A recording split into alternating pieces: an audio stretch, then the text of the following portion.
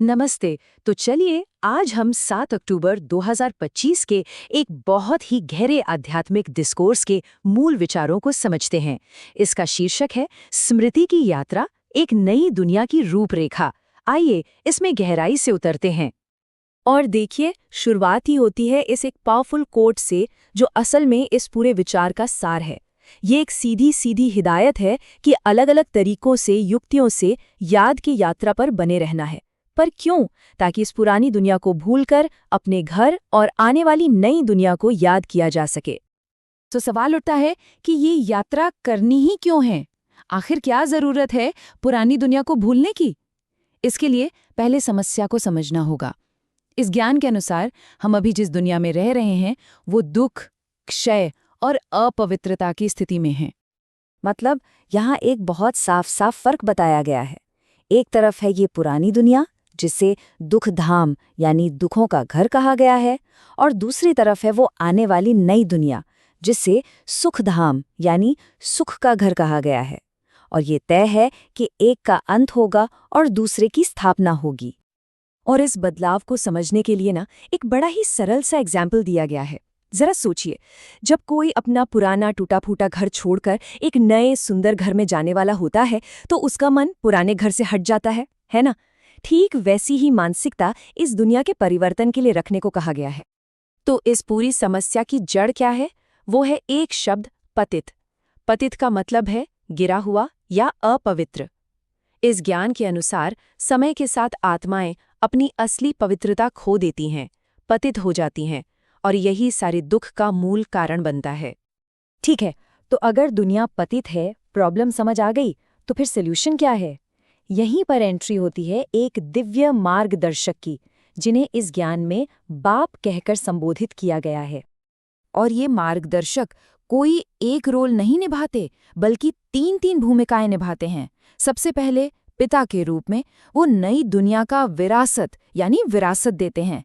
फिर शिक्षक के रूप में वो इस सृष्टि के आदि, मध्य और अंत का पूरा ज्ञान देते हैं। और आखिर में सद्गुरु के रूप में वो आत्माओं को वापस घर ले जाने का रास्ता दिखाते हैं, मतलब मुक्ति का मार्ग।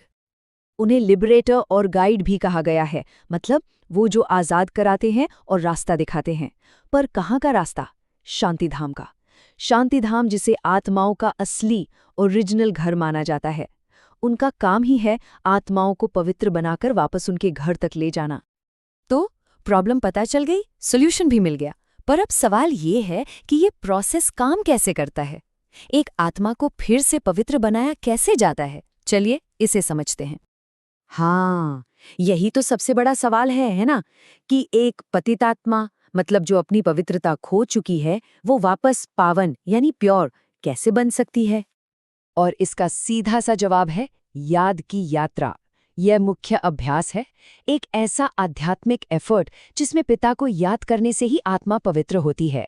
ऐसा माना जाता है कि इस याद की आग में ही सारे बुरे कर्मों का खाता भस्म हो जाता है। अब इस पूरी प्रोसेस को एक बहुत बड़े कॉन्टेक्स्ट में रखा गया है। ऐसा समझिए कि ये जो दुनिया है, ये एक अनादि, कभी न खत्म होने वाला ड्रामा है।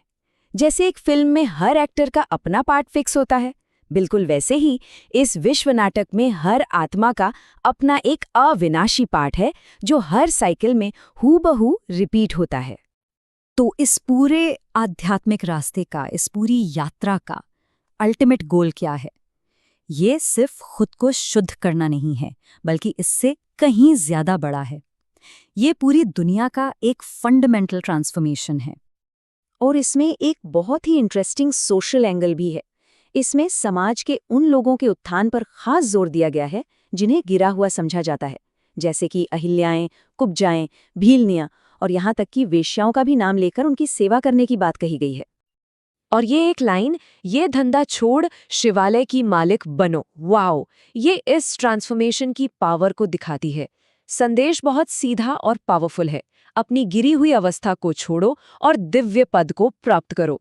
ये एक वैश्यालय को शिवालय यानी शिव के घर में बदलने का आह्वान है। और फिर आखिर में मंजिल क्या है?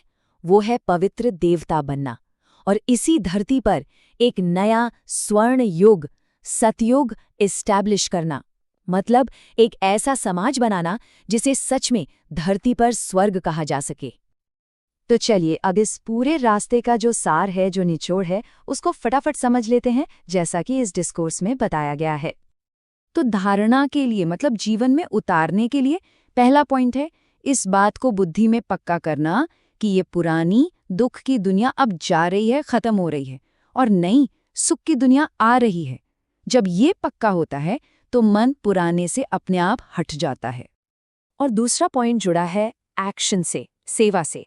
पिता को फॉलो करते हुए इस विजन के साथ सेवा करनी है कि मनुष्यों को देवता बनाना है और इस दुनिया को, जिसे वैश्यालय कहा गया है, उसे शिवालय में बदलना है।